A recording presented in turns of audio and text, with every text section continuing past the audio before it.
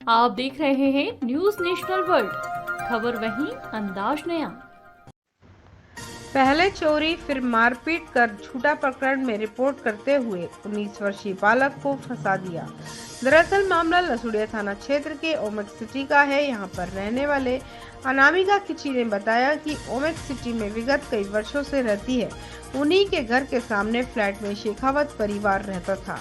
घटना के समय अनामिका जनवरी में अपने रिश्तेदार के घर शादी में गई थी। तभी घर के सामने स्थित आरोपी महिला अनीता शेखावत और बेटी अंजलि उर्फ रानो ने फ्लैट का ताला तोड़ते हुए घर में रखे नकदी एवं घरेलू सामान चुरा लिया।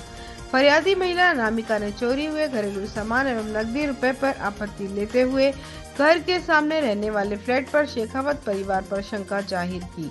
फरियादी महिला अनामिका ने शेखावत परिवार की बहू हंसा श्रवण शेखावत से फोन पर बातों में चोरी हुई घटना पर बात की तो उसने अपनी ही सास का नाम लेते हुए कहा कि मम्मी जी ही आपके घर से घरेलू सामान और रुपए लेकर आए थे।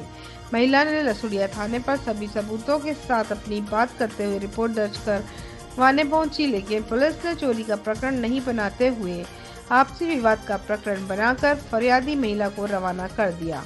आइए सुनते हैं महिला की जुबानी उसकी कहानी। मैं तारीख को बाहर गई थी तो मैं 1 महीने बाद वापस आई तो मेरे ही पड़ोस में शेखावत फैमिली रहती थी। तो यहीं की रहने वाली अनीता शेखावत और उसकी बेटी रानो शेखावत ने मेरे यहाँ 1 महीने तक ताले खोल के चोरी की, जिसका सबूत मेरे पास ये था कि उन्हीं के घर की बहू, उन्हीं ने मेरे को फ़ोन पे बात की। मैंने उसकी रिकॉर्डिंग मेरे पास है। बहू ने खुद बताया कि मेरी सास अनीता शेखावत ने आपके घर के ताले खोल के सारा सामान निकाला है। मैंने इसकी घटना की जो जानकारी वो 11 तारीख को मैंने लसुड़िया थाने पर ये आवेदन दिया था। इस पे मेरी कोई सुनवाई नहीं हुई। इसकी इन्वेस्टिगेशन कर रही थी कृष्णा मैडम। उन्होंने उधर की पार्टी से पैसा खाया, मेरे से भी पैसा लिया 5,000 रुपये, जिसकी शिकायत मैंने संघ के सभी लोगों को ले जाकर की।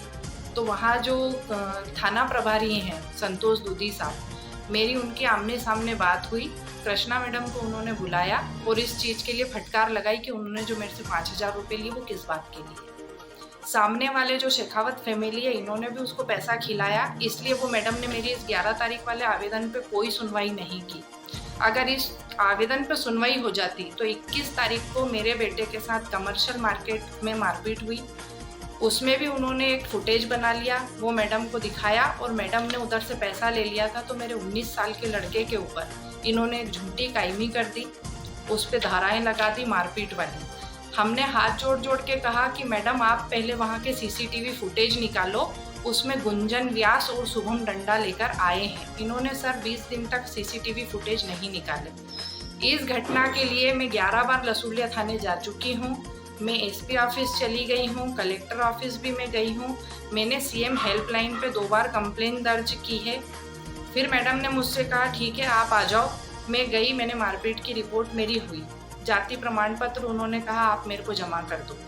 आज जाति प्रमाण पत्र जमा किए 8 दिन हो गए, फिर भी इन लोगों की अपराधियों की कोई गिरफ्तारी नहीं। जो चोरी की घटना आप बता रहे हैं, इस बीच आप कहाँ थे, किस प्रकार की चोरी हुई है, कितना का सर मैं जयपुर गई हुई थी 6 तारीख को, 6 जनवरी को।